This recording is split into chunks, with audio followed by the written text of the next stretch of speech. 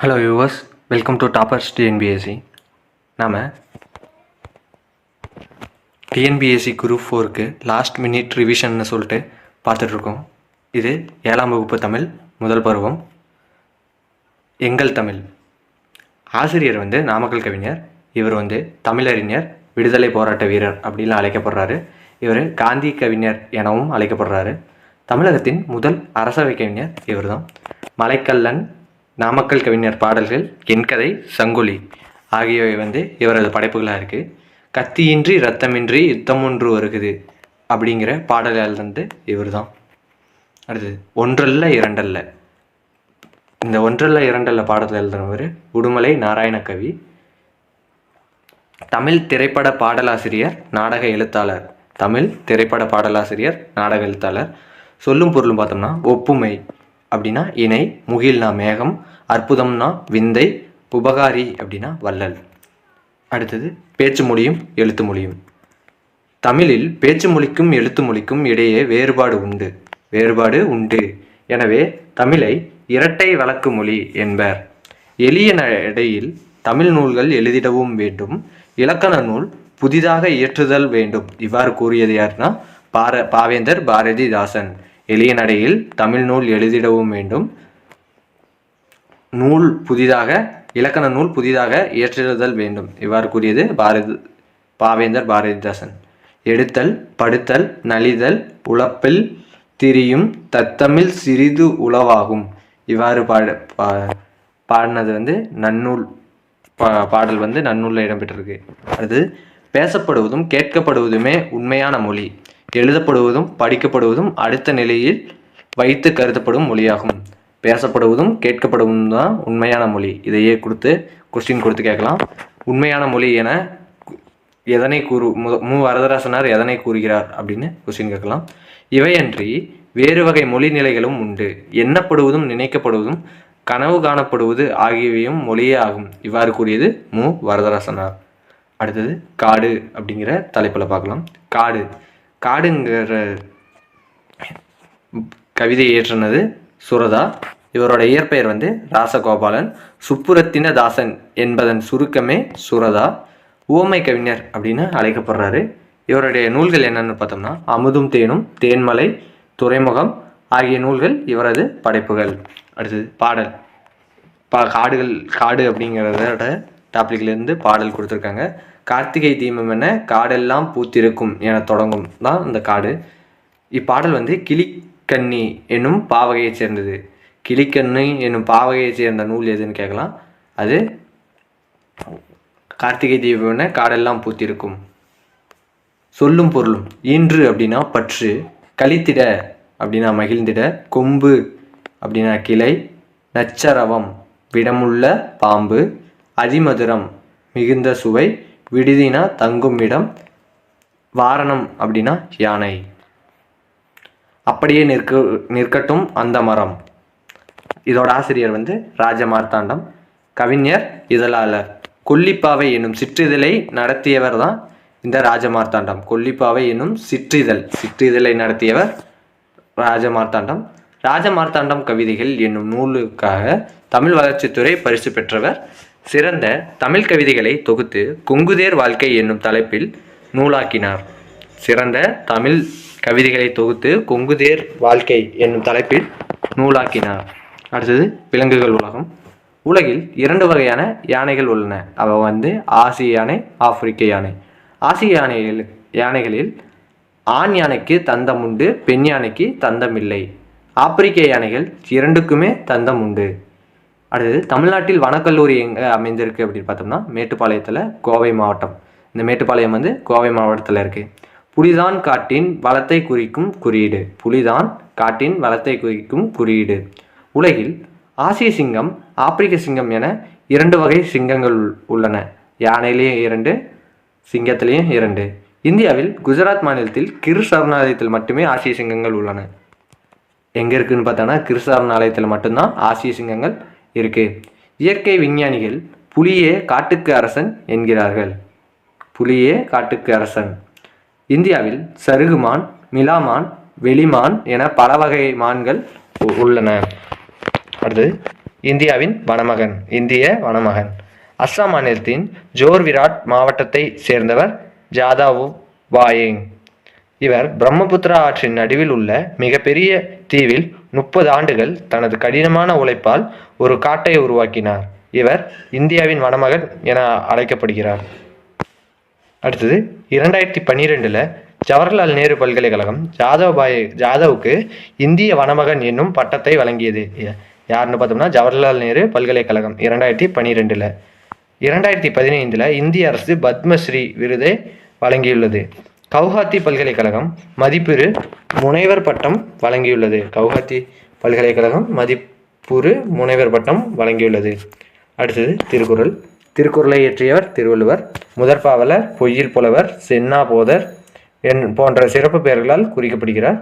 தமிழ் நூல்களில் திரு என்னும் அடைமொழியோடு வருகின்ற முதல் நூல் திருக்குறளாகும். திருக்குறள் அறத்துப்பால், பொருட்பால், இன்பத்துப்பால் என 3 பகுப்புகளை கொண்டது. இதில் அறம் 38, பொருள் 70, இன்பம் 25 என மொத்தம் 133 அதிகாரங்கள் உள்ளன. அதிகாரத்திற்கு 10 குறள் வீதம் 1330 குறட்பாக்கள் உள்ளன. இதற்கு முப்பால், தெய்வ நூல், பொய்யாமொழி போன்ற பிற பெயர்களும் உண்டு. அடுத்தது புலித்தங்கிய குகை. பாடல் சிற்றில் நற்றூன் பற்றி நின்மகன் யாண்டு உளனோ என வினவு தி என் மகன். இதை எழுந்து காவற்பெண்டு சங்ககால பெண்பார் புலவர்களுள் ஒருவர். கோப்பெரு நற்கிள்ளியின் செவிலித்தாயாக விளங்கியவர் தான் இந்த காவற்பெண்டு. இவர் பாடிய ஒரே ஒரு பாடல் புறநானூற்றில் இடம்பெற்றுள்ளது. புறநானூற்று எற்றுத்தொகை நூல்களுள் ஒன்று. அடுத்து பாஞ்சை வளம்.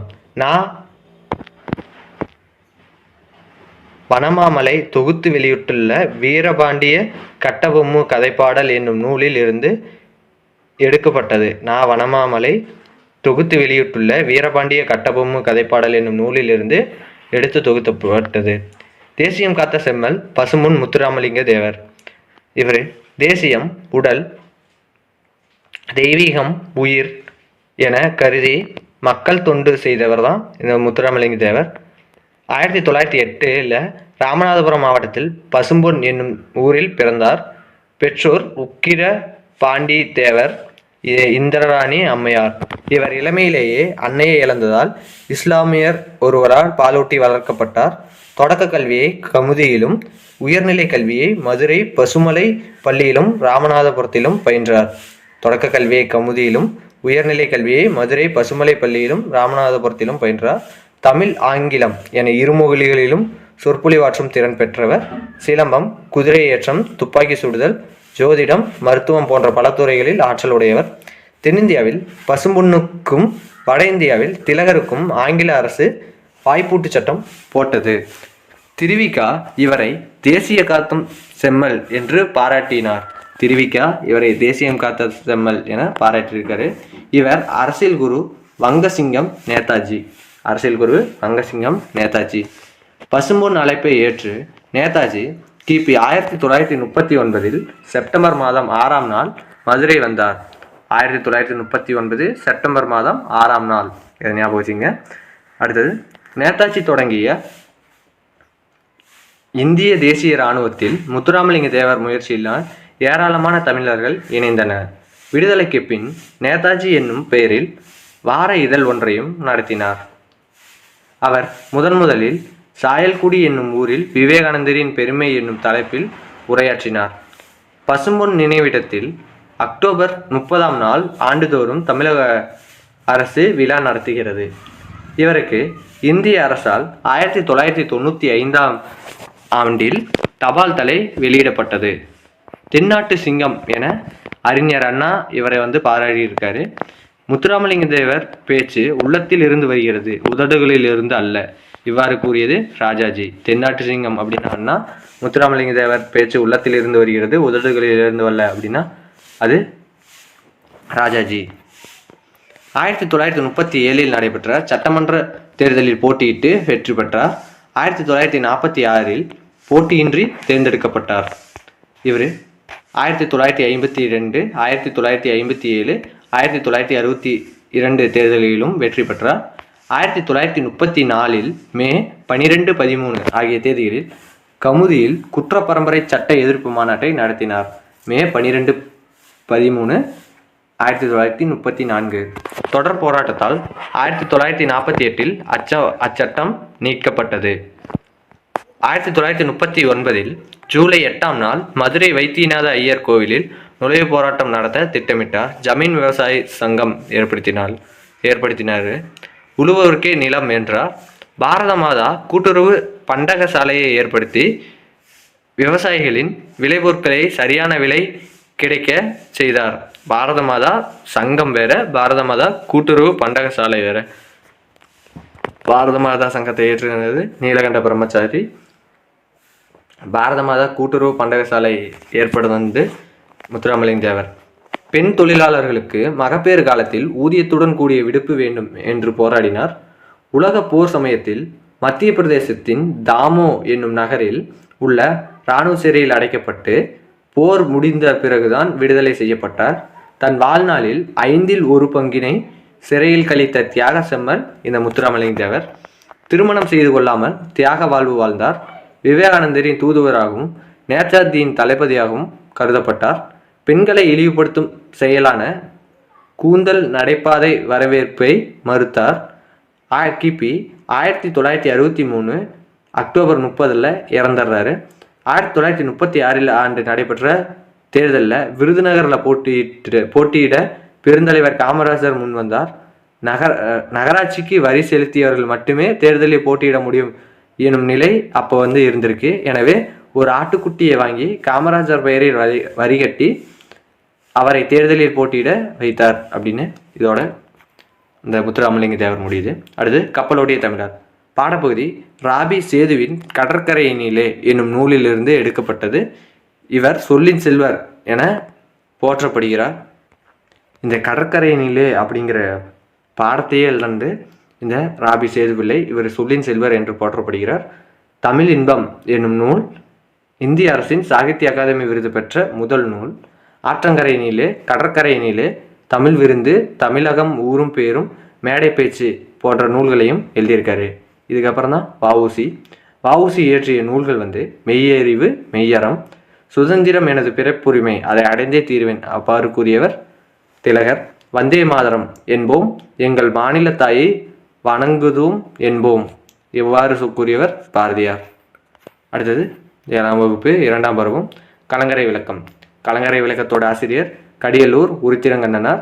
சங்ககால புலவர் இவர் 10 பாட்டில் உள்ள பெரும்பானாற்றுப்படை, பட்டினப்பாலை ஆகிய நூல்களை இயற்றியுள்ளார். பெரும்பானாற்றுப்படையின் பாட்டுடை தலைவன் தொண்டைமான் இளந்திரையன். வள்ளல் ஒருவரிடம் பரிசு பெற்று திரும்பும் புலவர் பாணர் போன்றோர் அந்த வள்ளலிடம் சென்று பரிசு பெற பிறருக்கு வழிகாட்டுவதாக பாடப்படுவது ஆற்றுப்படை இலக்கியமாகும்.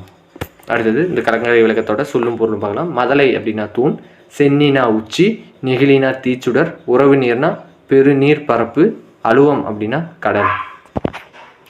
8 தொகை நூல்கள் நற்றிணை, குறுந்தொகை, ஐங்குறு நூறு, பதிற்று 10, பரிபாடல், கலித்தொகை, அகநானூறு, புறநானூறு. இந்த நற்றிணைக்கு நல் நற்றிணை அப்படின்னு சொல்லுவாங்க. நல்ல குறுந்தொகை, ஒத்த பதிற்று 10, ஓங்கு பரிபாடல், கற்றறிந்தோர் ஏத்தும் களி, அகம்புறம் இத்திரட்டும் 8 தொகை அவ்வாறு கூறிடுவாங்க. இதில் நற்றிணைக்கு குறுந்தொகைக்கும் ஒரு வித்தியாசம் இருக்குது. நல் நற்றிணை அப்படின்னாலும் நற்றிணை தான், நல்ல திணை என்று அழைக்கப்படும் நூல்னாலும் நற்றிணை தான். நல்ல குறுந்தொகை என இருங்கிறது அது ஒரு பழம்பாடலில் வந்திருக்கு. ஆனால் நல்ல திணை என்று அழைக்கப்படும் நூல் நற்றிணை, இதை ஞாபகம் வச்சுங்க. 10 பாட்டு நூல் என்னென்னு பார்த்தோம்னா திருமுருகாற்றுப்படை, பொருணராற்றுப்படை, சிறுமனாற்றுப்படை, பெருமனாற்றுப்படை, முல்லைப்பாட்டு, மதுரை காஞ்சி, நெடுநல்வாடை, குறிஞ்சிப்பாட்டு, பட்டினப்பாலை, மலைப்படு கடாம். அடுத்தது கவின்மிகு கப்பல். ஆசிரியர் மருதன் இளநாகனார். சங்ககால புலவரில் ஒருவர். கலித்தொகையின் மருதத்திணையில் உள்ள 35 பாடல்களை பாடியவர் இவரே. மருதத்திணை பாடுவதில் வல்லவர் என்பதால் மருதன் இளநாகனார் என அழைக்கப்படுகிறார். அகநானூறு 8 தொகை நூலுள் ஒன்று. புலவர் பலரால் பாடப்பட்ட 400 பாடல்களை கொண்டது. அகநானூற்றை நெடுந்தொகை எனவும் அழைப்பர். எட்டுத்தொகை நூல்கள் நற்றிணை, குறுந்தொகை, ஐங்குறுநூறு, பதிற்று10, பரிபாடல், கலித்தொகை, அகநானூறு, புறநானூறு. இதோட சொல்லும் பொருளும் பார்க்கலாம். வங்கூல் அப்படின்னா காற்று, வங்கம்னா கப்பல், நீகான் அப்படின்னா நாவாய் ஓட்டுபவன், எல் அப்படின்னா பகல், மாட ஒல்லெறி அப்படின்னா கலங்கரை விளக்கம். அடுத்து தமிழரின் கப்பற்கலை. நமக்கு கிடைத்துள்ள நூல்களிலேயே மிக பழமையான நூல் தொல்காப்பியம். இந்நூல் முன்னீர் வழக்கம் என்னும் கடற்பயணத்தை குறிப்பிடுகிறது. முன்னீர் வழக்கம் கடற்பயணத்தை குறிப்பிடும் நூல் எதுன்னு கேட்கலாம். அது தொல்காப்பியம். கடலோடா கால்வெல் நெடுந்தேர், கடலோடும் நாவாயும் ஓடா நிலத்து. இது திருக்குறள். இவ்வாறு இருக்கிறது திருக்குறள். அடுத்து பூம்புகார் துறைமுகத்திலிருந்து கப்பல் மூலம் பொருட்கள் ஏற்றுமதியும் இறக்குமதியும் செய்யப்பட்டன என்பதையும் பட்டினப்பாலை விரிவாக கூறுகிறது. பூம்புகார் அப்படின்னா எந்த துறைமுகம்னு பார்த்துங்க. உலக கிளர்ந்தென்ன ஒரு கிலு வங்கம் என்று பெரிய கப்பலை அகநானூறு குறிப்பிடுகிறது. உலகு கிளர்ந்தென்ன ஒரு கிலு வங்கம், இது அகநானூறு குறிப்பிடுகிறது. அடுத்தது அருங்கலம் தரியர் நீர்மிசை நியவக்கும் பெருங்கலி வங்கம் என்று பெரிய கப்பலை பதிற்று10 குறிப்பிடுகிறது. சேந்தன் திவாகரம் என்னும் நிகண்டு நூலில் பல வகையான கப்பல்களின் பெயர்கள் குறிப்பிடப்பட்டுள்ளன. இது தமிழர்கள் தோணி, ஓடம், படகு, புனை, மிதவை, தெப்பம் போன்றவற்றை சிறிய நீர்நிலைகளை கடக்க பயன்படுத்தினர். களம், வங்கம், நாவாய் முதலிய அளவில் பெரியவை. இவற்றை தமிழர்கள் கடல் பயணம் மேற்கொண்டனர். இதில் களம், வங்கம், நாவாய், தோணின்னு கொடுத்துட்டு இதில் பொருந்தாது எதுன்னு கேட்கலாம். சிறிய நீர்நிலைகளை பயன்படுத்த தோணி பயன்படும். களம், வங்கம், நாவாய் இதெல்லாம் அளவில் பெரியவை, அதனால் அது கடற்பயணம் செய்ய பயன்படும். அடுத்து அவ்வாறும் கொஸ்டின் கேட்கலாம். நியூசிலாந்து நாட்டின் வெலிங்டன் அருங்காட்சியகத்தில் பழங்கால தமிழ்நாட்டு கப்பல்களில் பயன்படுத்தப்பட்ட மணி ஒன்று இடம்பெற்றுள்ளது. கப்பல் கட்டும் கலைஞர்கள் கம்மியர்கள் என்று அழைக்கப்பட்டன. களஞ்சை கம்மியர் வருகென கூஇ, இது மணிமேகலையில் நூலில் இடம்பெற்றிருக்கு. கப்பலில் நீர்மட்ட வைப்பிற்கு வேம்பு, இலுப்பை, புன்னை, நாவல் போன்ற மரங்களை பயன்படுத்தின. பக்கங்களுக்கு தேக்கு, வெண்தேக்கு போன்ற மரங்களை பயன்படுத்தின. நீர்மட்ட வைப்பிற்கு அப்படின்னா அடியில் அது வேம்பு, இலுப்பு, புன்னை, நாவல். இதுவே பக்கங்களுக்கு அப்படின்னா தேக்கு, வெண்தேக்கு. கண்ணடை என்பது இளைத்த மரத்தில் காணப்படும் உருவங்கள் ஆகும். தச்சு முலம் என்னும் நீட்டல் அளவையால் கப்பலின் நீளம், அகலம், உயரம் முறையே அளவிடப்படுகிறது. தச்சு மூலம் நீட்டல் அளவையால் நீளம், உயரம், அகலம் முறை அளவிடப்படுகிறது. பெரிய படகுகளில் முன்பக்கத்தை யானை, குதிரை, அன்னம் முதலியவற்றின் தலையை போன்று வடிவமைப்பதும் உண்டு. இவை கரிமுக அம்பி, பரிமுக அம்பி என்றெல்லாம் அழைக்கப்படுகிறது. தமிழர் கட்டிய கப்பல்கள் 50 ஆண்டுகளானாலும் பழுது பார்க்க வேண்டிய அவசியமில்லை என்று வாக்கர் என்னும் ஆங்கிலேயர் கூறியுள்ளார். தமிழர் கப்பல் கட்டும் கலையை இத்தாலி நாட்டைச் சேர்ந்த மார்க்கோ போலோ எனும் கடற்பயணி வியந்து பாராட்டியுள்ளார். இரும்பு ஆணிகள் துருப்பிடித்துவிடும் என்பதால் மரத்திலான ஆணிகளையே தமிழர்கள் பயன்படுத்தினர். இந்த ஆணிகளை தொகுதி என்பர். கப்பல் பல்வேறு வகையான உறுப்புகளை உடையது. எறா, பருமல், வங்கு, கூம்பு, பாய்மரம், சுக்கான், நங்கூரம் போன்ற கப்பலின் உறுப்புகளுள் சிலவாகும். கப்பலின் முதன்மையான உறுப்பாகிய அடிமரம் எறா எனப்படும். குறுக்கு மரத்தை பருமல் என்பர். கப்பலின் முதன்மையான உறுப்பாகிய அடிமரம் எறா, குறுக்கு மரம் பருமல். கப்பலை செலுத்துவதற்கு உரிய திசையில் திருப்புவதற்கும் பயன்படும் முதன்மையான கருவி சுக்கான் எனப்படும். கப்பலை நிலையாக ஓரிடத்தில் நிறுத்தி வைக்க உதவும் உறுப்பு நங்கூரம். சமுக்கு என்னும் ஒரு கருவியும் கப்பல்களை பயன்படுத்தினர் என்று கப்பல் சாத்திரம் என்னும் நூல் குறிப்பிடுகிறது. கப்பல் செலுத்துவோரை மாலுமி, மிகாமான், நீகான், கப்பலோட்டி முதலிய பெயர்களால் அழைப்பர்.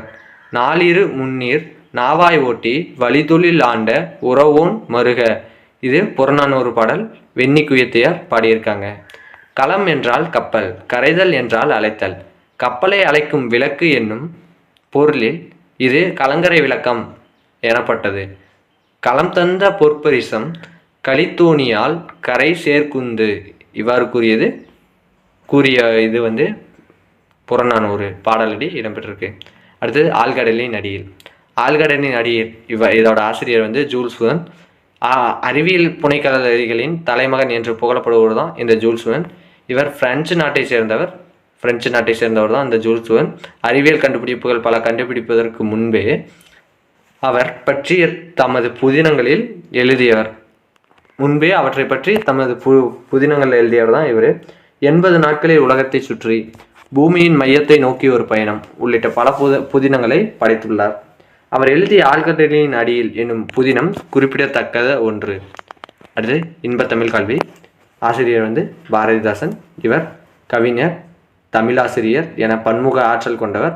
பாண்டியன் பரிசு, அழகின் சிரிப்பு, இசையமுது, இருண்ட வீடு, குடும்ப விளக்கு, கண்ணகி புரட்சி காப்பியம் உள்ளிட்ட பல நூல்களை எழுதியுள்ளார். கண்ணகி புரட்சி காப்பியம், குடும்ப விளக்கு, இருண்ட வீடு, இசையமுது, அழகின் சிரிப்பு, பாண்டியன் பரிசு. அடுத்து இவர் எழுதிய பிசிராந்தி என்னும் நாடக நூலுக்கு சாகித்ய அகாதமி விருது அளிக்கப்பட்டது. அடுத்தது பாடல். ஏடெடுத்தேன் கவி ஒன்று வரைந்திட என்னை எழுதென்று சொன்னது வான். இவ்வாறு இந்த பாடலடி பாரதிதாசன் பாடியது. அதுதான் இந்த இன்பத்தமிழ் கல்வி. இதோட சொற்பொருள் பார்க்கலாம். வெறுப்பு அப்படின்னா மலை, கலைநீனா வயல், பரிதி அப்படின்னா கதிரவன்.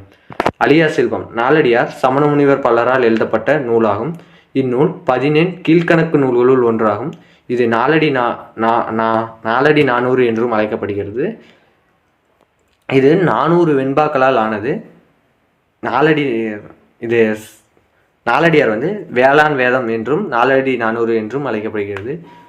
திருக்குறளை போன்றே அறம், பொருள், இன்பம் என்னும் முப்பால் பகுப்பு கொண்டது.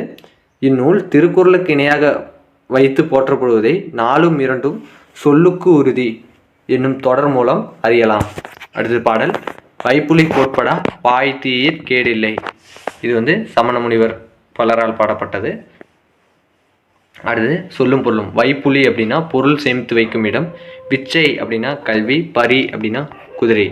வெள்ளத்தால் அணியாது, வெந்தனலால் வேகாது, வேந்தராலும் கொல்லத்தான் முடியாது, கொடுத்தாலும் நிறவன்றி குறையாது. இது வந்து தனிப்பாடல் திரட்டு. வெள்ளத்தால் அழியாது, வெந்தனலால் வேகாது, வேந்தராலும் கொல்லத்தான் முடியாது, கொடுத்தாலும் நிறைவன்றி குறை உறாது. இது தனிப்பாடல் திரட்டு பாடலடியில் இடம்பெற்றிருக்கு. அடுத்து வாழ்விக்கும் கல்வி. ஆசிரியர் வந்து திருக்குறளனார் வி முனிசாமி. திருக்குறள் வகுப்புகள் நடத்தியும் தொடர் சொற்பொழிவுகள் நிகழ்த்தியும் திருக்குறளை பரப்பும் பணி செய்தவர் திருக்குறளனார் வி முனிசாமி. திருக்குறளார் வி முனிசாமி. நகைச்சுவை ததும்பும் தமது பேச்சால் மக்களை கவர்ந்தவர் தான் இவர். வள்ளுவர் உள்ளம், வள்ளுவர் காட்டிய வழி, திருக்குறளில் நகைச்சுவை உள்ளிட்ட பல நூல்களை எழுதியிருக்கிறார். உலக பொதுமறை நூல் திருக்குறள் உரை விளக்கம் என்னும் இவரது நூல் பெரும் புகழ் பெற்றது. இக்கட்டுரை சிந்தனை களஞ்சியம் என்னும் இவரது நூலிலிருந்து தரப்பட்டுள்ளது. அடுத்தது பள்ளி மறுதிறப்பு. இக்கதையை எழுதியவர் சுப்ரபாரதி மணியன். இவர் குழந்தை தொழிலாளர் ஒழிப்பு, இயற்கை வளங்களை பாதுகாத்தல் போன்ற கருத்துக்களை வலியுறுத்தி சிறுகதை, புதினம், கட்டுரை முதலியவற்றை எழுதியுள்ளார். கனவு என்னும் இலக்கிய இதழை நடத்தி வருகிறார். நடத்தி வருவர் தான் இந்த சுப்ரபாரதி மணியன். பின்னல் வேட்டை, தண்ணீர் யுத்தம், புத்துமண், கதை சொல்லும் கலை உள்ளிட்ட நூல்களை வந்து எழுதியிருக்காரு. பின்னல் வேட்டை, தண்ணீர் யுத்தம், புத்துமண், கதை சொல்லும் கலை. அடுத்தது ஒரு வேண்டுகோள். இதோட ஆசிரியர் வந்து தேனரசன். தமிழ் ஆசிரியராக பணியாற்றியவர். இவர் வானம்பாடி, குயில், தென்றல் போன்ற இதழ்களில் கவிதை எழுதியுள்ளார். வானம்பாடி, குயில், தென்றல் போன்ற இதழ்களில் கவிதை எழுதியுள்ளார் இந்த தேனரசன். தமிழாசிரியராக இருந்திருக்காரு. இவரது கவிதைகளில் சமுதாய சிக்கல் எல்லல் சுவையோடு வெளிப்படும். மண்வாசல், வெள்ளை ரோஜா, பெய்து பழகிய மோகம் ஆகிய கவிதை நூல்கள் எழுதியுள்ளார். மண்வாசல், வெள்ளை ரோஜா, பெய்து பழகிய மேகம் ஆகிய கவிதை நூல்கள் எழுதியிருக்காரு தேனரசன். அடுத்து கீரை பாத்தியும் குதிரையும். இதோட ஆசிரியர் வந்து காலமேக புலவர். காலமேக புலவரின் இயற்பெயர் தான் வரதன். மேகம் மழை பொழிவது போல கவிதைகளை விரைத்து பாடியதால் இவர் காலமேக புலவர் என்று அழைக்கப்பட்டார். திருவனைக்கா உலா, சரஸ்வதி மாலை, பரபிரம்ம விளக்கம், சித்திரமடல் ஆகிய நூல்களை எழுதியிருக்காரு. இவரது தனிப்பாடல் திரட்டு தனிப்பாடல் என்னும் நூலில் இடம்பெற்றுள்ளது.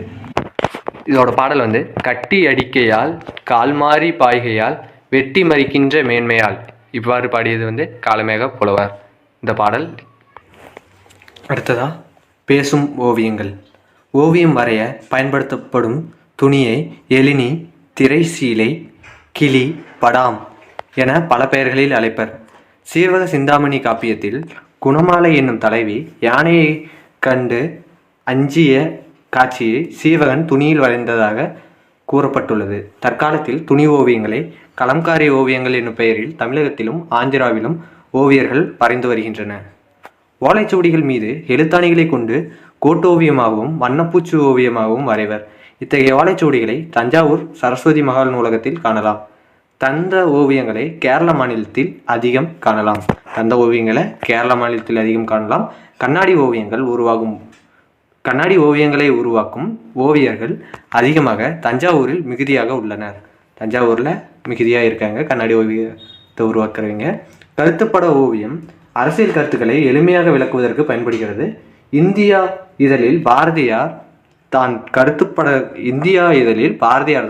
கருத்துப்படங்களை முதலில் தமிழில் அறிமுகப்படுத்தினார். கருத்துப்பட ஓவியத்தின் மற்றொரு வடிவமே கேலி சித்திரமாகும். ஐரோப்பிய கலை நுணுக்கத்துடன் இந்திய கதை மரபுகளை இணைத்து ஓவியங்களின் புதுமைகளை புகுத்தியவர் ராஜா ரவிவர்மா. இவரது பாணி ஓவியங்கள் பிற்காலத்தில் நாட்காட்டிகளில் அதிகம் பயன்படுத்தப்பட்டன. நாட்காட்டி ஓவியம் வரையும் முறையின் முன்னோடிகளுள் ஒருவராக கருதப்படுவர் கொண்டைய ராஜு. நாட்காட்டி ஓவியங்களை பசார் பெயிண்டிங் என்றும் அழைப்பர். புனையா ஓவியம் கடுப்ப புனைவில், இது நெடுநெல்வாடையில் பாடலடியில் இடம்பெற்றிருக்கு. புனையா ஓவியம் புறம் போந்தன்ன, இது மணிமேகலையில் இடம்பெற்றிருக்க பாடலடி. ஓவியங்கள் குறித்து அறிந்தோர் அறியாதவர்களுக்கு விளக்கி கூறினர் என்ற செய்தி பரிபாடலில் இடம்பெற்றுள்ளது. இன்ன பல எழுத்து நிலை மண்டபம் நுண்ணுணர் சுட்டவும் சுட்டு அறிவுறுத்தவும், இது பரிபாடலில் இருக்கு. அடுத்தது தமிழர் ஒளிர் இடங்கள். இந்தியாவில் உள்ள தொன்மையான நூலகங்கள் ஒன்று தஞ்சை சரஸ்வதி மகால் நூலகம் ஆகும். இந்நூலகம் கிபி 1122 முதல் தொடங்கி வருவதாக கல்வெட்டு செய்திகள் கூறுகின்றன. தமிழ் பல்கலைக்கழகத்தை பற்றி பார்க்கலாம். செம்மொழியாகிய தமிழுக்கு ஒரு பல்கலைக்கழகம் அமைய வேண்டும் என்ற எண்ணத்தின் அடிப்படையில் தமிழக அரசால் கிபி 1981 தோற்றுவிக்கப்பட்டது. இது தஞ்சாவூரில் 1000 ஏக்கர் நிலப்பரப்பில் அமைந்துள்ளது. 1000 ஏக்கர் நிலப்பரப்பில் அமைக்கப்பட்டிருக்கு. வானத்தில் இருந்து பார்க்கும் பொழுது தமிழ்நாடு என தெரியும் வகையில் இதன் கட்டட அமைப்பு உள்ளது. இங்கு கலைப்புலம், சுவடிப்புலம், வளர்த்தமிழ் புலம், மொழிப்புலம், அறிவியல் புலம் ஆகிய 5 புலங்களும் 25 துறைகளும் உள்ளன. இந்திய ஆட்சிப்பணி பயிற்சியாளர்களுக்கு தமிழ் மொழி பயிற்சியை இப்பல்கலைக்கழகம் வழங்குகிறது. அடுத்தது உவேசா நூலகம் சென்னையில் இருக்குது. அதை பற்றி பார்க்கலாம். கிபி 1942 தொடங்கப்பட்ட இந்நூலகத்தில் தமிழ், தெலுங்கு, வடமொழி உள்ளிட்ட பல்வேறு மொழி நூல்கள் உள்ளன. இங்கு 2128 ஓலைச்சுவடிகளும் 2941 தமிழ் நூல்களும் உள்ளன. அடுத்தது கீழ்திசை நூலகம் சென்னை. இந்நூலகம் கிபி 1869 தொடங்கப்பட்டது. கீழ்திசை நூலகம் 1869. இங்கு தமிழ், தெலுங்கு, கன்னடம், மராத்தி உள்ளிட்ட பல்வேறு மொழிகளில் ஓலைச்சுவடிகள் உள்ளன. கணிதம், வானியல், மருத்துவம், வரலாறு உள்ளிட்ட பல்வேறு துறை நூல்களும் இடம்பெற்றுள்ளன. இது தற்போது அண்ணா நூற்றாண்டு நூலகத்தின் 7ஆம் தளத்தில் இயங்கி வருகிறது. கன்னிமாரா நூலகம் சென்னை. கிபி 1896 தொடங்கப்பட்ட கன்னிமாரா நூலகம் தமிழ்நாட்டின் மைய நூலகமாகும். இது இந்திய நாட்டின் களஞ்சிய நூலகங்களில் ஒன்றாகவும் விளங்குகிறது. இந்நூலகத்தில் 6 லட்சத்திற்கும் மேற்பட்ட நூல்கள் உள்ளன. இந்தியாவில் வெளிப்படும் புத்தகங்கள், நாளிதழ்கள், பருவ இதழ்கள் ஆகியவற்றின் ஒரு பிரதி இங்கு பாதுகாக்கப்படுகிறது. இந்நூலகத்தின் 3ஆம் தளத்தில் மறைமலை அடிகள் நூலகமும் செயல்பட்டு வருகிறது. அடுத்து வள்ளுவர் கோட்டம் சென்னை. திருவள்ளுவரின் புகழை உலகறிய செய்யும் வகையில் சென்னை கோடம்பாக்கத்தில் வள்ளுவர் கோட்டம் என்னும் கலைக்கூடம் அமைக்கப்பட்டுள்ளது. இதன் கட்டுமான பணிகள் கிபி 1973 தொடங்கி 1976 முடிக்கப்பட்டது. இது திருவாரூர் தேர் போன்ற வடிவில் அமைக்கப்பட்டு இதன் 2 ஆணைகள் இழுத்துச் செல்வது போன்று கருங்கற்களால் உருவாக்கப்பட்டுள்ளது. தேரின் மொத்த உயரம் 28 அடி. வள்ளுவர் கோட்டத்தில் 330 குரட்பாக்களும் செதுக்கப்பட்டுள்ளன. அறத்துப்பால் கருநிற பளிங்கு கற்களிலும், பொற்பால் வெண்ணிற பளிங்கு கல்லிலும், இன்பத்துப்பால் செந்நிற பளிங்கு கல்லினும் அழகாக பொறிக்கப்பட்டுள்ளன. மேலும் திருக்குறளின் கருத்துக்களை விளக்கும் ஓவியங்களும் வரையப்பட்டுள்ளன. அடுத்து திருவள்ளுவர் சிலை, கன்னியாகுமரி. இந்தியாவின் தெற்கு எல்லையாகிய கன்னியாகுமரியில் திருவள்ளுவரின் சிலை தமிழக அரசால் நிறுவப்பட்டுள்ளது. தெற்கு எல்லை 2000 ஆண்டு ஜனவரி திங்கள் முதல் நாள் அன்று திறந்து வைக்கப்பட்டுள்ளது. பாறையிலிருந்து சிலையின் உயரம் மொத்தம் 133 அடி. இது திருக்குறளின் மொத்த அதிகாரங்களை குறிக்கிறது. அறத்துப்பாலின் அதிகாரங்களை உணர்த்துவது போல் பீடம் 38 அடி உயரமும் கொண்டதாக அமைக்கப்பட்டுள்ளது. பொருட்பால், இன்பத்துப்பால் ஆகியவற்றின் அதிகாரங்களை குறிக்கும் வகையில் சிலை 95 அடி உயரம் உடையதாக அமைக்கப்பட்டுள்ளது. திருவள்ளுவர் சிலை மொத்தம் 7000 டன் எடை கொண்டது. அடுத்து உலக தமிழ்ச்சங்கம், மதுரை. மதுரை மாநகரின் தல்லாகுளம் பகுதியில் காந்திய அருங்காட்சியகம் அருகில் உலக தமிழ்ச்சங்கம் நிறுவப்பட்டுள்ளது. கிபி 1981 ஆண்டு மதுரையில் நடைபெற்ற உலகத்தமிழ் மாநாட்டில் மதுரையில் உலகத்தமிழ் சங்கம் நிறுவப்படும் என்று அறிவிக்கப்பட்டது. அதன்படி கட்டடம் கட்டப்பட்டது. 2016 ஆண்டு இக்கட்டடம் திறந்து வைக்கப்பட்டது. உலக தமிழ்ச்சங்கத்தின் மற்றொரு அமைப்பான சங்கத்தமிழ் காட்சிக்கூடம் தனி கட்டடத்தில் இயங்கி வருகிறது. தருமிக்கு பாண்டிய மன்னன் பொற்கிளி வழங்கிய திருவிளையாடல் புராண காட்சி இந்நுழைவாயிலில் புடைப்பு சிற்பங்களாக செதுக்கப்பட்டுள்ளது. அடுத்தது தொல்காப்பியர், ஔவையார், கபிலர் ஆகியோரின் முழு உருவ சிலை வெண்கல சிலைகள் நிறுவப்பட்டுள்ளன. 3ஆம் தமிழ்ச்சங்கம் அமைந்த மதுரையில் உலக தமிழ் சங்க கட்டிடமும் சங்கத்தமிழ் காட்சிக்கூடமும் தமிழின் பெருமையை பறைசாற்றி நிற்கின்றன. அடுத்து சிற்பக்கலை கூடம், பூம்புகார் பற்றி பார்க்கலாம். 2000 ஆண்டுகளுக்கு முன் சோழர்களின் தலைநகரமாகவும் துறைமுக நகரமாகவும் விளங்கியது பூம்புகார். இந்நகரை பற்றிய செய்திகள் சிலப்பதிகாரத்திலும் பட்டினப்பாலையிலும் இடம்பெற்றுள்ளன. இங்கு மருவூர்பாக்கம் என்னும் கடல் பகுதியையும் பட்டினப்பாக்கம் என்னும் நகர் பகுதியையும் அமைந்திருந்ததாக சிலப்பதிகாரம் குறிப்பிடுகிறது. 1973 ஆண்டு பூம்புகார் கடற்கரையில் சிற்பக்கலைக்கூடம் ஒன்று ஏற்படுத்தப்பட்டது. இக்கூடம் 7 நிலை மாடங்களை கொண்டது. கண்ணகி வரலாற்றை விளக்கும் 49 சிற்ப தொகுதிகள் இதில் இடம்பெற்றுள்ளன. மாதவிக்கு ஒரு நெடிய சிலை இங்கு நிறுவப்பட்டுள்ளது. கலைக்கூடத்திற்கு அருகில் இளஞ்சி மன்றம், பாவை மன்றம், நெடுங்கல் மன்றம் ஆகியன அமைந்துள்ளன. அடுத்து தகவல் துளி. காட்டை குறிக்கும் வேறு பெயர்கள் என்னன்னு பார்த்தோம்னா கா, கால், கான், கானகம், அடைவி, அரண், புறவு, பொற்றை, பொழில், தில்லம், அலுவம், இயைவு, பலவம், முளரி, வல்லை, விடர், வியல், வனம், முதை, மிளை, இரும்பு, சுரம், பொச்சை, பொதி, முளி, அரில், அரல், பதுக்கை, கணையம். நெஞ்சில் உரமின்றி நேர்மை திறமுமின்றி வஞ்சனை சொல்வாரடி. இது பாரதியார் சொன்னது. குழந்தை வரைந்தது பறவைகளை மட்டுமே, வானம் தானாக உருவானது. இதை கூறியது கலாப்பிரியா. அடுத்து 7ஆம் வகுப்புல 3ஆம் பருவம் விருந்தோம்பல். பழமொழி 400 நூலின் ஆசிரியர் மூன்றுரை அறையினார். இது 4ஆம் நூற்றாண்டை சேர்ந்தவர். பழமொழி 400 பதினெண் கீழ்கணக்கு நூல்களுள் ஒன்று. இது 400 பாடல்களை கொண்டிருக்கு. ஒவ்வொரு பாடலின் இறுதியிலும் ஒரு பழமொழி இடம்பெற்றிருப்பதால் இது பழமொழி 400 என்னும் பெயர் பெற்றது. பாடல் மாறியொன்று இன்றி வரந்திருந்த காலத்தும் பாரி மடமகள் பான்மகற்கு நீர் உலையுள் எப்படின்னு ஆரம்பிக்கும் பாடல். சொல்லும் பொருளும்ல மாறினா மலை, மடமகள்னா இளமகள். வயலும் வாழ்வும் அப்படிங்கிறத பார்க்கலாம். நாட்டுப்புற பாடலை வாய்மொழி இலக்கியம் என்றும் வழங்குவர். பல்வேறு தொழில்கள் குறித்த நாட்டுப்புற பாடல்களை மலையருவி என்னும் நூலில் கீவா ஜெகநாதன் தொகுத்துள்ளார். இங்கே மலையருவி தான் முக்கியம்.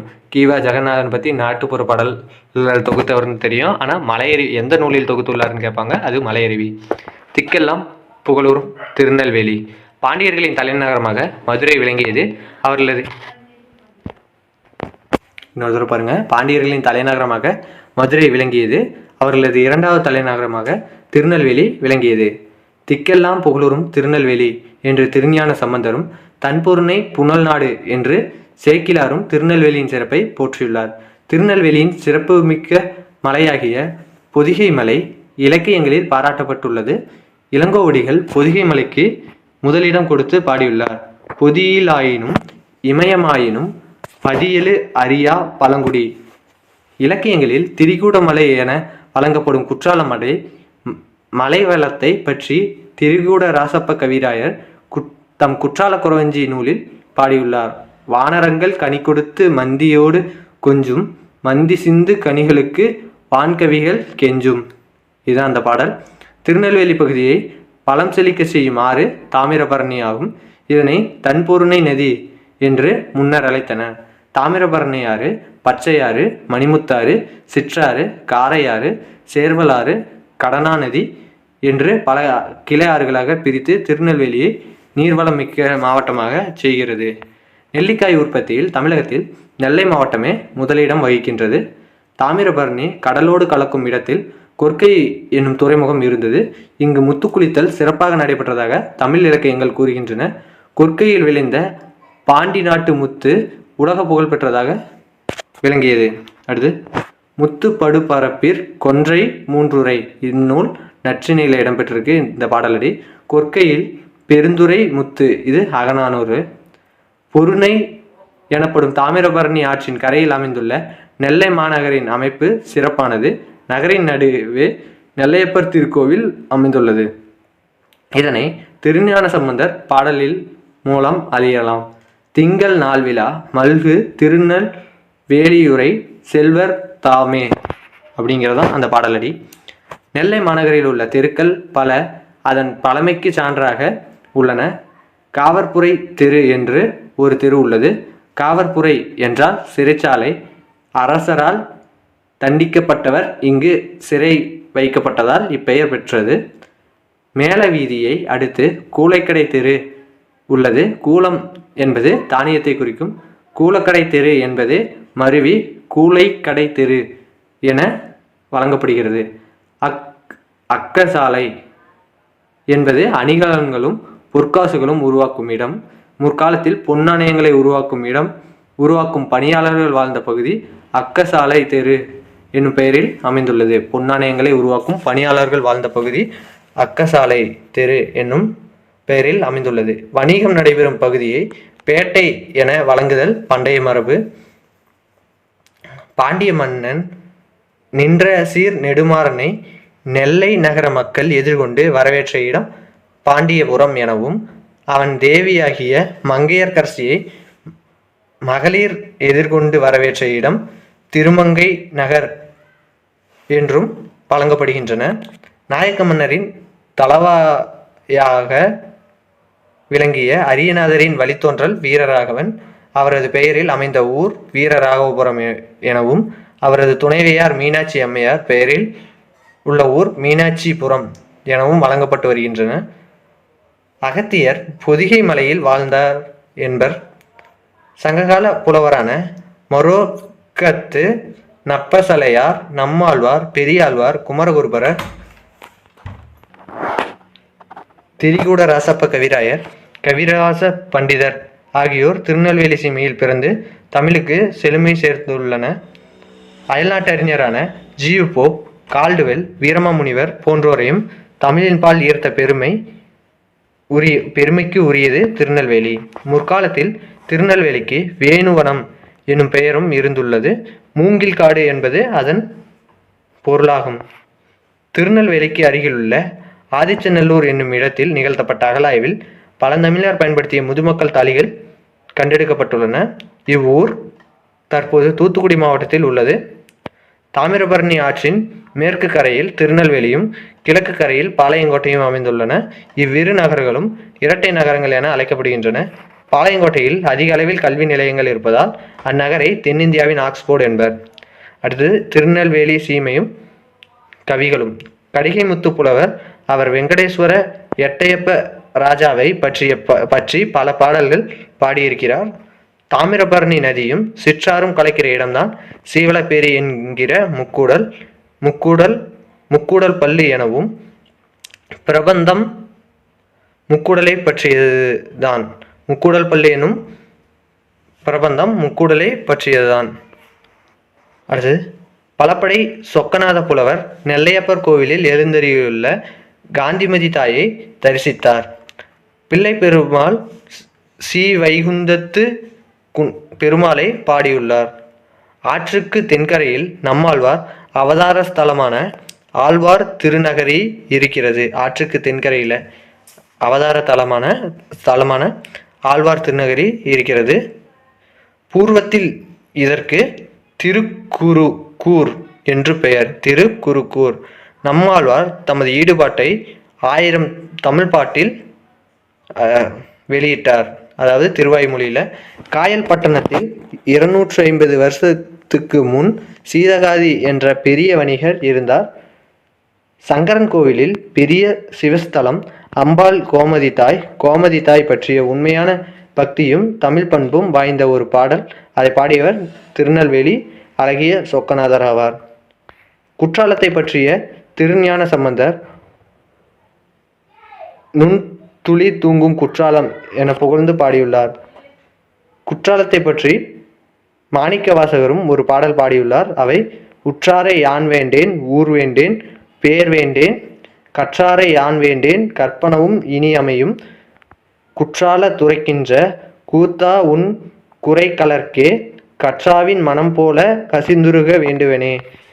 குற்றாலத்தை பற்றி குற்றால குறவஞ்சி என்னும் பெயரில் திரிகூட ராசப்ப கவிராயர் பாடியுள்ளார். டிகேசி என அழைக்கப்படும் டி.கே. சிதம்பரனார் வழக்கறிஞர் தொழில் செய்தவர். தமிழ் எழுத்தாளராகவும் திறனாய்வாளராகவும் புகழ்பெற்றவர்.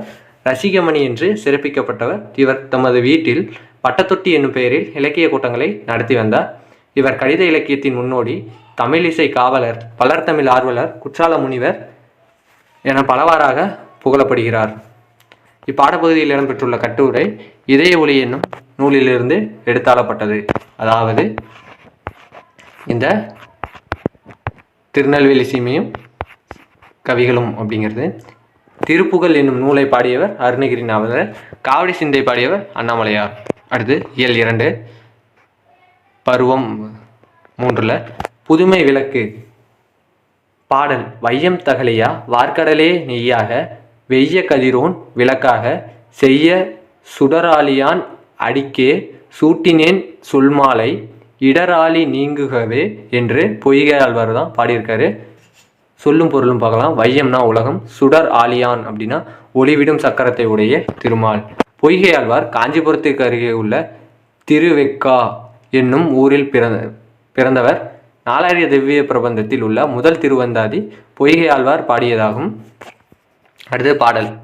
அன்பே தகலையா ஆர்வமே நெய்யாக இன்புருகு சிந்தை இடுத்திரியா நண்புருகி ஞானச்சுடர் விளக்கு ஏற்றினேன் நாரணர்க்கு ஞானத்தமிழ் புரிந்த நான். இது பூதத்தாழ்வார் பாடியது. சொல்லும் பொருளும் தகலினா அகல் விளக்கு, நாரணன் அப்படின்னா திருமால். பூதத்தாழ்வார் சென்னை அடுத்துள்ள மாமல்லபுரத்தில் பிறந்தவர். இவர் 4000 திவ்ய பிரபந்தத்தில் 2ஆம் திருவந்தாதியை இயற்றியுள்ளார். தெரிந்து கொள்ளும். ஒரு பாடலின் இறுதி எழுத்தோ அசையோ சொல்லோ அடுத்து வரும் பாடலுக்கு முதலாக அமைவதே அந்தாதி என்பர். அந்தம்னா முடிவு, ஆதினா முதல். தெரிந்து கொள்ளும் திருப்பியும் பார்க்கலாம். திருமாலை போற்றி பாடியவர்கள் 12 ஆழ்வார்கள். அவர்கள் பாடிய பாடல்களின் தொகுப்பு 4000 திவ்ய பிரபந்தமாகும். இதனை தொகுத்தவர் தான் நாதமுனி. 12 ஆழ்வார்களுள் பொய்கை ஆழ்வார், பூதத்தாழ்வார், பேயாழ்வார் ஆகிய மூவரையும் முதலாழ்வார்கள் என்பர்.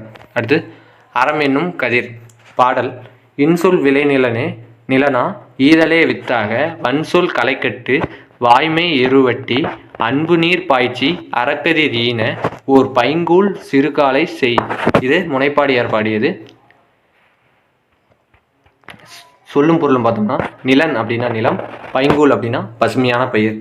முனைப்பாடியார் திருமுனைப்பாடி என்னும் ஊரைச் சேர்ந்த சமண புலவர். இவரது காலம் 13ஆம் நூற்றாண்டு. இவர் இயற்றிய அறநெறி சாரம் 225 பாடல்களை கொண்டது. அறநெறிகளை தொகுத்து கூறுவதால் அறநெறி சாரம் என்னும் பெயர் பெற்றது. அடுத்தது ஒப்புரவு நெறி. பொருள் ஈட்டலும் ஒப்புரவும். பாவேந்தர் பாரதிதாசன் உலகம் உண்ண உன் உடுத்த உடுப்பாய் அப்படி என்றார். வறுமை பிணி என்றும் செல்வத்தை மருந்து என்றும் கூறுவது தமிழ் மரபு. செல்வத்து பயனே ஈதல் துய்ப்போம் எனினே தப்புன பலவே என்கிறது புறநானூறு. தவத்திரு குன்றக்குடி அடிகளார் அவர்கள் குன்றக்குடி திருமடத்தின் தலைவராக விளங்கியவர். இவர் திருக்குறள் நெறியை பரப்புவதில் தம் வாழ்நாள் கடமையாக கொண்டவர். நாயன்மார் அடிச்சுவட்டில் குறச்செல்வம், ஆலயங்கள், சமுதாய மையங்கள் உள்ளிட்ட பல நூல்களை எழுதியுள்ளார். அருளோசை, அறிக அறிவியல் உள்ளிட்ட சில இதழ்களையும் நடத்தியுள்ளார். உண்மை ஒளி அப்படிங்கிற பாடத்திலிருந்து பார்க்கலாம். ஜென் என்னும் ஜப்பானிய மொழிக்கு தியானம் செய் என்பது பொருள். புத்த மதத்தை சார்ந்த துறவியரில் ஒரு பிரிவினரே ஜென் சிந்தனையாளர்கள். இவர்கள் பெரும்பாலும் சீனா, ஜப்பான் ஆகிய நாடுகளில் வாழ்ந்து வந்தனர். அவர்கள் தமது சிந்தனைகளை சிறு நிகழ்ச்சிகள், எளிய கதைகள் ஆகியவற்றின் மூலம் விளக்கினர். அடுத்தது பருவம் 3ல் இயல் 3 மழைப்பொழிவு. சொல்லும் பொருளும்ல தாரணி அப்படின்னா உலகம். கண்ணதாசனின் இயற்பெயர் தான் முத்தையா. இவர் கவியரசு என்னும் சிறப்பு பெயராலும் அழைக்கப்படுகிறார். காவியங்கள், கவிதைகள், கட்டுரைகள், சிறுகதைகள், நாடகங்கள், புதினங்கள் போன்ற இலக்கிய வடிவங்களில் பல்வேறு நூல்களை எழுதியிருக்காரு. ஏராளமான திரைப்பட பாடல்களையும் எழுதியுள்ளார். இவர் தமிழுலக அரசவை கவிஞராகவும் இருந்துள்ளார். இயேசுவின் வாழ்க்கை வரலாறையும் அவரது அறிவுரைகளையும் கூறும் நூல் தான் இயேசு காவியம். அதை இயற்றியவர் தான் கண்ணதாசன். தன்னை அறிதல். சே. பிருந்தா புகழ்பெற்ற பெண் கவிஞர்கள் ஒருவர். மலை பற்றிய பகிர்தல், வீடு முழுக்க வானம், மகளுக்கு சொன்ன கதை ஆகிய கவிதை நூல்களை சே. பிருந்தா எழுதியிருக்காங்க. கன்னியமிகு தலைவர் காயிலே மில்லத்து அவர்கள் கன்னியமிகு என்னும் அடைமொழியால் அழைக்கப்படுகிறார். அவர் திருச்சி தூய வளனார் கல்லூரியில் பயின்றார். ஆடம்பரமற்ற திருமணம். இந்த காயிலே மில்லத்தை பற்றி தான். காயிதே தம் ஒரே மகனுக்கு திருமணம் செய்ய முடிவு செய்தார். பெண் வீட்டாரிடம் மணக்கொடை பெறுவது பெருகியிருந்த அக்காலத்தில் மணக்கொடை பெறாமல் அத்திருமணத்தை நடத்தினார். மேலும் மணக்கொடை வாங்கும் திருமணங்களில் கலந்து கொள்ள மாட்டேன் என்று வெளிப்படையாக இவர் அறிவித்திருக்காரு. மொழிக் கொள்கையை பார்க்கலாம். இந்தியா விடுதலை பெற்ற பிறகுதான் நாட்டின் முதல் ஆட்சி மொழியை தேர்வு செய்வது தொடர்பான கூட்டம் நாடாளுமன்றத்தில் நடைபெற்றது. தமிழ் மொழியை நாட்டின் ஆட்சி மொழியாக அறிவிக்க வேண்டும் என்று இவர் குறிப்பிட்டிருக்காரு. அடுத்து நாடாளுமன்றத்தில் நாட்டுப்பற்று. இந்தியாவுக்கும் சீனாவுக்கும் இடையே 1962ஆம் ஆண்டு போர் மூண்டது. அப்போது தனது ஒரே மகனை போர் முனைக்கு அனுப்ப ஆயத்தமாக இருப்பதாக தெரிவித்து அந்த தலைவர் அப்போதைய முதன்மை அமைச்சர் ஜவஹர்லால் நேருவுக்கு கடிதம் எழுதினார். அவரது இயற்பெயர் முகமது இசுமாயில். ஆனால் மக்கள் அவரை அன்போடு காயிதே மில்லத் என்று அழைத்தனர். காயிதே மில்லத் என்னும் அரபு சொல்லுக்கு சமுதாய வழிகாட்டி என்பது பொருள். அடுத்தது இவருடைய அரசியல் பொறுப்புகள். காயிதே மில்லத் 1946 முதல் 1952 வரை அப்போதைய சென்னை மாகாண சட்டமன்ற உறுப்பினராக இருந்து சிறப்பாக பணியாற்றினார். இந்திய அரசியலமைப்பு உருவாக்க குழு உறுப்பினராகவும் பணியாற்றினார். இந்திய விடுதலை பெற்ற பின் மாநிலங்களவை உறுப்பினர், மக்களவை உறுப்பினர் என பல பொறுப்புகளில் இருந்து மக்களுக்காக தொண்டு செய்தார். அடுத்தது இவருடைய கல்விப்பள்ளி. திருச்சியில் ஜமால் முகமது கல்லூரி, கேரளாவில் ஃபரூக் கல்லூரி ஆகியவற்றை தொடங்க அவரே காரணமாக இருந்தார். அடுத்தது தகவல் துளி. தமிழக அரசியல் வானில் கவ்வியிருந்த காரிருளை அகற்ற வந்த ஒளிக்கெதிராக காயிதே மில்லத் முகமது இஸ்மாயில் அவர்கள் திகழ்கிறார். இதை கூறியது அறிஞர் அண்ணா.